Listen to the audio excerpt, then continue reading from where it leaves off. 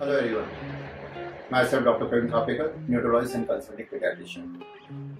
हाल ही में देखने में आ रहा है कि डेंगू संक्रमण सब तरफ फैला हुआ है।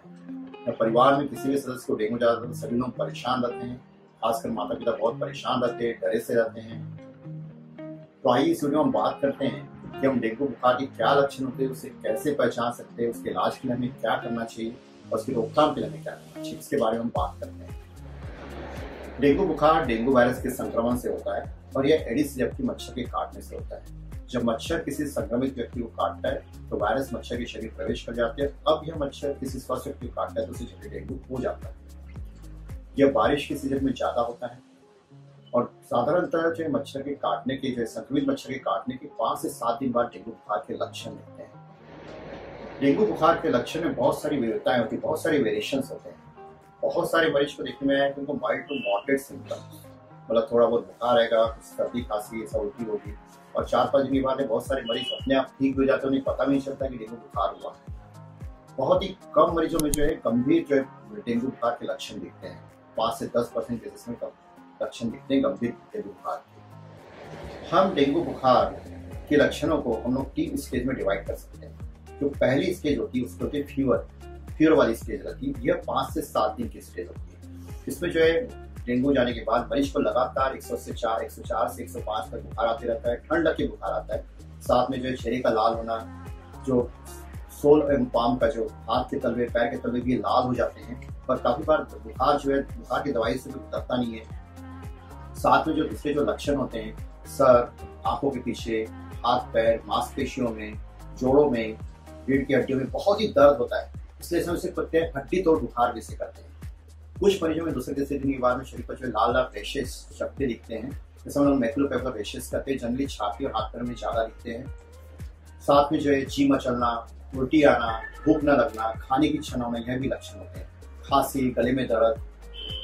जो छोटे बच्चे रहते हैं, 1 से 2 साल वाले बच्चे रहते हैं, उनमें कुछ अलग लक्षण दिखाई देते हैं। उनमें जो लक्षण होते हैं दूसरे वायरल बुखार की तरह ही लक्षण होते हैं। बुखार के साथ जो है सर्दी, खांसी, वॉमिटिंग, लूज मोशन और काफी बार तेज बुखार की वजह से काफी कुछ बच्चों को जो झटके भी आना चालू हो जाते हैं। ये जो बुखार की जो प्रक्रिया होती है, बुखार वाली जो स्टेज रहती है, इसमें काफी सारे मरीज को 5 से 7 दिन तक लगातार बुखार आते रहता है।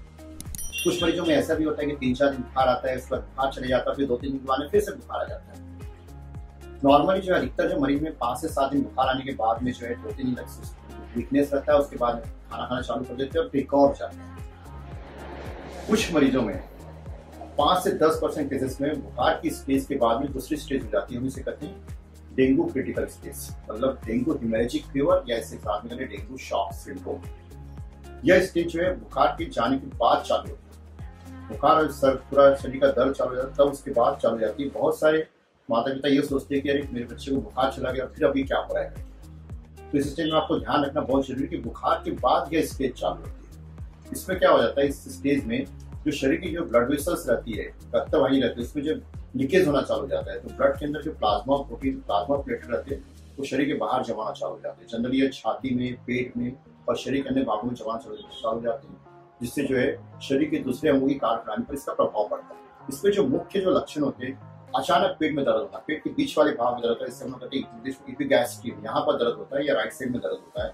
साथ में छाती में जकड़न, सांस में तकलीफ, चक्कर आना, पसीना आना, हाथ पैर बिल्कुल ठंडे पड़ना और काफी बहुत सारे बच्चे गिर जाते हैं एकदम से। उसके बाद जो दूसरे जो लक्षण होते हैं, इसमें शरीर पर जो है लाल चकत्ते, हम लोग कहते हैं इंग्लिश में पेटिशियल स्पॉट्स, जनरली फोरहेड माथे के ऊपर दिखेंगे आपको और घुटनों और कोहनियों के नीचे छोटे पेटिशियल स्पॉट्स दिखेंगे। ये प्लेटलेट कमी हो जाने की वजह से शरीर चमड़ी के अंदर ब्लीडिंग होती है।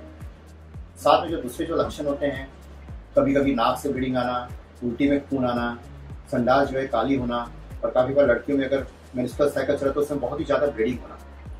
ब्लड प्रेशर इस कंडीशन बहुत ही कम हो जाता है, प्लेटलेट भी कम हो जाते हैं और यह जो है यह अवस्था 2 से 3 दिन तक बनी रहती है। 2 से 3 दिन के बाद बहुत सारे जो मरीज इलाज के बाद रिकवर हो जाते हैं, लेकिन अगर प्रॉपर यहाँ पर इलाज मिलता है तो बहुत सारे मरीजों को चार्ज जाने का भी खतरा बना रहता है और इस स्टेज में जो है मरीज को भर्ती करने की जरूरत पड़ती है। अब जो तीसरी स्टेज होती है वो नॉर्मली 8-9 दिन चालू होती है, उसको बोलते हैं रिकवरी स्टेज। इस स्टेज में जो है मरीज का बुखार पूरा चला जाता है, कोई हाथ में दर्द रहता है, खाना खाना चालू कर देता है, उसे भूख लगना चालू हो जाता है और साथ में जो है शरीर जो है पूरे रेड हो जाते हैं, पूरा हाथ पैर पूरे लाल हो जाते हैं। उसके बीच में आपको सफेद सफेद ऐसे कुछ छोटे छोटे स्पॉट्स दिखेंगे और शरीर में इचिंग चालू हो जाती है, खुजलाहट चालू हो जाती है। अगर डेंगू मरीज वाले को अगर खुजलाहट चालू की हाथ में मतलब वो रिकवरी वाली स्टेज ऐसा समझना चाहिए। इस स्टेज में बहुत ज्यादा मेडिसिन की जरूरत नहीं पड़ती। इस तरह एक बार डेंगू बुखार हो जाने के बाद में मरीज को पूरा रिकवर होने के लिए 8 से 10 दिन लग जाते हैं। अब हम बात करते हैं डेंगू बुखार के इलाज के बारे में बात करते हैं। सबसे पहले आपको ये समझना चाहिए कि आप कैसे समझेंगे कि डेंगू बुखार हुआ है। तो अगर लगातार जो 2 से 3 दिन तक लगातार जो है बहुत ही तेज बुखार आ रहा है, ठंडी लगती है, जो कि दवाइयों से भी कम नहीं हो पा रहा है, तो ऐसी कंडीशन में आपको डॉक्टर को दिखा देना चाहिए और उसकी जो है जांच करवा लेनी चाहिए। हमें इस बात का ध्यान रखना चाहिए पहले दिन कभी जांच नहीं करवानी चाहिए। 2 से 3 दिन के बाद ही जांच करानी चाहिए, क्योंकि काफी बार पहले दिन जांच करा ले तो रिपोर्ट बहुत से बार निगेटिव आ रही है। इस बात का ध्यान रखना पड़ेगा। डेंगू बुखार के इलाज के लिए कोई स्पेशल ट्रीटमेंट नहीं, क्योंकि हम डेंगू वायरस को डायरेक्ट नहीं मार सकते। तो यहाँ पर जो इलाज किया जाता है मरीज के सिम्टम्स का इलाज किया जाता है, डेंगू वायरस का इलाज नहीं होता है। तो बुखार के लिए हम जो मेडिसिन यूज करते हैं पैरासीटामोल दवाई यूज करते हैं। हर 4 से 6 घंटे पैरासीटामोल की दवाई यूज कर सकते हैं। हमें यहाँ पर ब्रुफेन और एस्पिरिन दवाई नहीं यूज करना चाहिए, इसकी वजह से हमें ब्लीडिंग होने की संभावना ज्यादा रहती है। बुखार के लिए हमें कोई एंटीबायोटिक, हमें डेंगू बुखार में एंटीबायोटिक देने की जरूरत नहीं है, क्योंकि एंटीबायोटिक से ऐसा बहुत सारे लोग समझते हैं कि एंटीबायोटिक देने से बुखार हो सकता है। ऐसा सोचना बिल्कुल भी गलत है। तो हमें कोई एंटीबायोटिक का यूज करने की जरूरत नहीं होती है। तीसरा जो इस बुखार में डेंगू बुखार में खाने की इच्छा बिल्कुल नहीं रहती है और अधिकतर मरीज जो है ठोस आहार नहीं खा पाते, इसलिए हमें लिक्विड खाने का यूज करना चाहिए।